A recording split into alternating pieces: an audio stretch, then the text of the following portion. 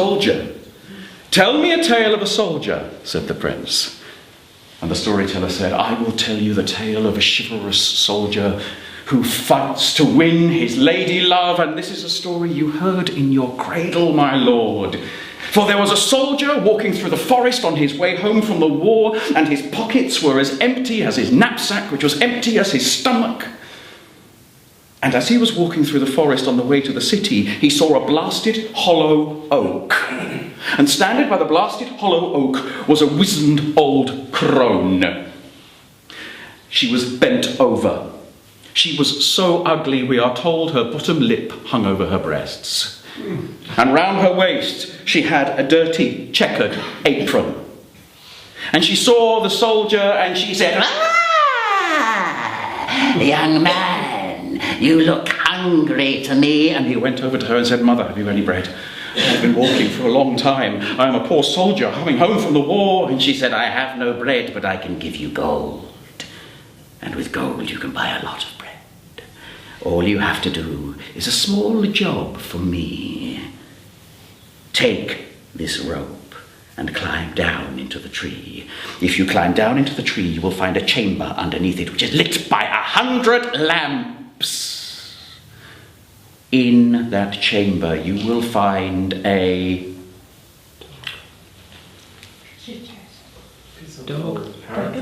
Tinderbox. Oh, yeah. Come on. You're kicking yourself now. Yes.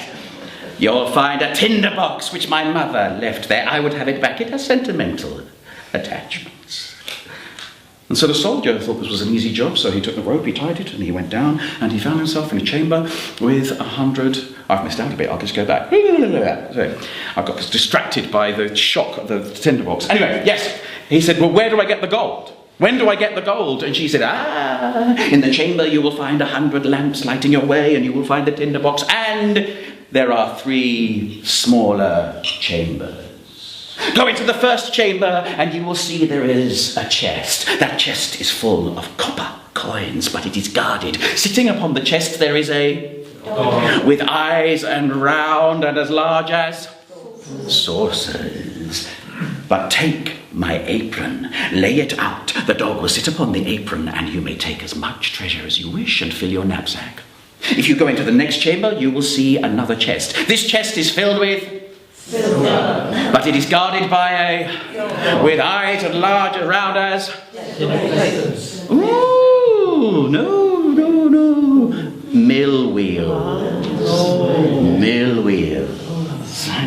But take the apron, lay it on the ground, the dog will sit on the apron, and it will not harm you. You can fill your knapsack with silver. The third chamber contains a chest, and in the chest there is but it is guarded by a dog which has eyes as big and round as cartwheels. Nice. It's actually round towers, which is there's a round tower in the Copenhagen, and it's the round tower in Copenhagen. So, a bit of editor's note. Where were we? Yes. But take my apron, lay it on the ground. The dog will sit on the apron, and you can take as much gold and fill your knapsack. So then. We're now back on track. The soldier took the rope, went down into the chamber, and he found a chamber lit by 100 lamps, and there, surrounded by little candles, there was a plain old tinder box, but he was not interested in that. He went into the first chamber, and sure enough, there was a chest. And sitting on the chest was with eyes as round as big as... He put the apron on the ground, the dog sat on the ground, he took the copper, and he filled his knapsack. He then took the apron and went into the next chamber, and there was a chest guarded by with eyes as big and round as, and he put and the dog sat on the apron, and he emptied the knapsack of the copper, and he filled the knapsack with silver. I know, I thought that when I was doing this, I thought this really... Anyway, so he took the apron and he went into the next chamber, and there was a chest, and guarding the chest was with eyes as big as round as... And he put the apron on the ground, and the dog sat on the apron, and he emptied the knapsack of the silver and filled the knapsack. Why didn't he just go to the... I don't know. Anyway, he filled the knapsack with gold, and he then went back into the chamber filled with 100 lamps, and there was something missing. Yeah, that's it. The rope. He said, "Old woman, throw down the rope. I need to climb back. I've got the gold." And she said, "Yes, But have you got the Tinderbox.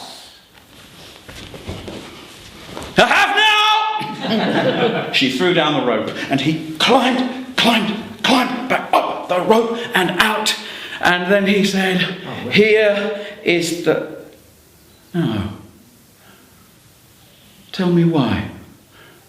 Why do you want this tinderbox?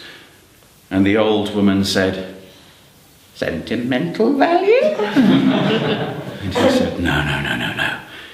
You witch. You tell me what power it holds. You tell me why you want this tinderbox. And she said, I will never tell you. He said, if you do not tell me, I will strike your head off from your shoulders. And she said, I would prefer to... He put the tinderbox into his jacket and left the rather messy scene. He made his way to the city. He was a poor soldier, now he was a rich soldier, and he made his way to the city, and he suddenly was a rich soldier with a lot of friends. And his friends told him all about the city, and told him about the life there, and he wanted to be part of the grand life of the city. They told him the stories of the king and the queen and the splendour of their palace, and the huge white tower that stood in the middle of the palace, in which was imprisoned the king and queen's daughter, held there because of a prophecy that one day she would marry a poor soldier, and the king and queen kept her there for safety. He was a rich soldier. So he spent his money on wine, women, and song. Okay. He's ever looked at the traditionalist. And soon, of course, the rich soldier was a rich soldier no longer, for he had spent every last piece of gold, and he was sitting in his rooms waiting to be thrown out by the landlord on the last remaining piece of furniture, a stool, staring at the white tower, thinking about the princess, the prophecy that she was going to marry a poor soldier. A poor soldier. He really wanted to meet the princess. He needed to think. So he took out his pipe and put it in his mouth and felt for matches. No matches. He was reduced to wearing his old army uniform. He needed to light his pipe. And in his pocket he had a tinderbox. So he opened the tinderbox, and there was a fire steel and a flint.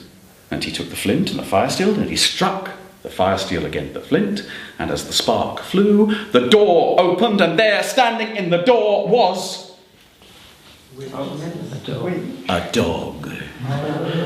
With eyes as large as round as... You've got the idea. That's why the witch wanted the box. Fetch! Oh, wait till I tell you. Fetch the princess. The dog shot off. After a little while, it returned, with the princess fast asleep, curled up on its back. The soldier looked down at the princess, and he fell. Daughter, as they usually did. They might have locked her away in a tower, but they weren't barbarians. And they were interested to hear their daughter telling them about a dream she'd had where a dog carried her to a poor soldier who had placed a chaste kiss upon her forehead. A poor soldier. Well, just in case there's any truth in the story, the king and the queen told one of the ladies in waiting that she should watch the princess throughout the night. And so that is what the lady in waiting did. Night fell. And on the other side of the city, a poor soldier was sitting looking at the white tower, wishing he could meet the princess. So he took the fire steel and the flint, and he struck it once, twice, and as two sparks flew, the door opened, and there was a dog with eyes as big and round as... Fetch the princess! The dog ran off. Thank you for the effects.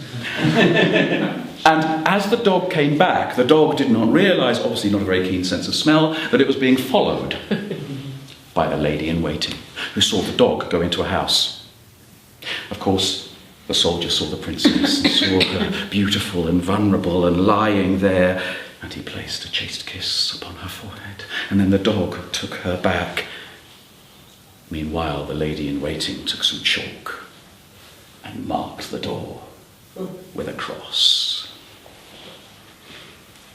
The dog, having returned the princess to the tower, came back to the soldier's lodgings. The dog saw the cross on the door. Now, at this point in the story, we are not told whether the dog had opposable thumbs. But we are told that he took a piece of chalk and he wrote a cross on all the other doors of the street.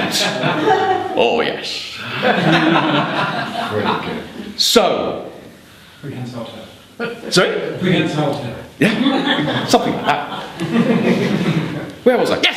So, the next morning, when the king and the queen went to go and talk to their daughter, and they learned that she'd had the same dream, and that the lady in waiting had followed the dog, and that there was a cross on the door, they went down into the city with their men, their soldiers, and they stormed down the street, and of course every house had a cross on it.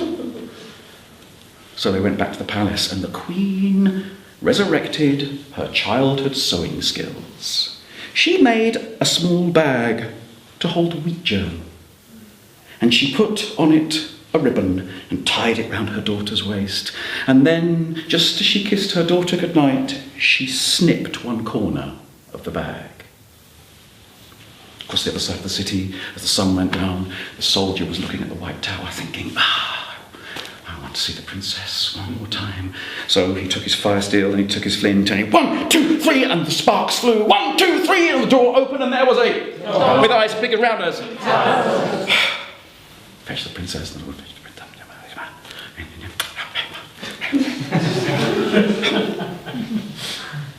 The next morning, the soldier was woken up by a hammering on the door. The soldiers were there. The trail of wheat germ had been followed all the way to his door, and he was taken by the soldiers and thrown into the deepest, darkest dungeon. And from there he went on trial for treason, for kidnapping the princess. And from there he went to the place of execution. And as he stood under the hangman's noose, he looked at the king and the queen and the princess, and he said to the king, "My lord, may I have one final request?" And the king said, "If it is not unreasonable, may I smoke my pipe one last time?" "I can see no objection," said the king. And so the soldier took his pipe, and he took his fire steel and his flint, and he struck it. 1, 2, 3, 4. And the sparks flew. 1, 2, 3, 4. And in the middle of the crowd appeared 3 dogs. One with eyes as big as rounders. One with eyes as big as rounders. One with eyes as big as rounders. And the 3 hounds jumped on the king and queen and tore them to pieces. So the soldier could marry the princess and live happily ever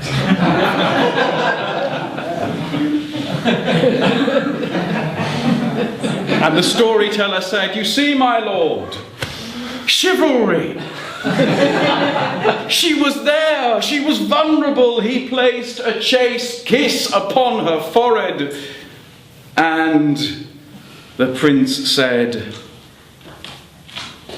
"He saw a woman asleep and became enamored of her. Did he talk to her? Did he know who she was, or was she simply an object?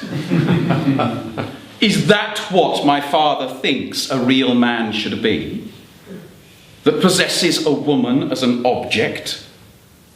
And someone who should strike the head from an old woman's shoulders and break a bargain that he has made? Oh, my father has some very strange ideas on what it is to be a real man. Come on, try again."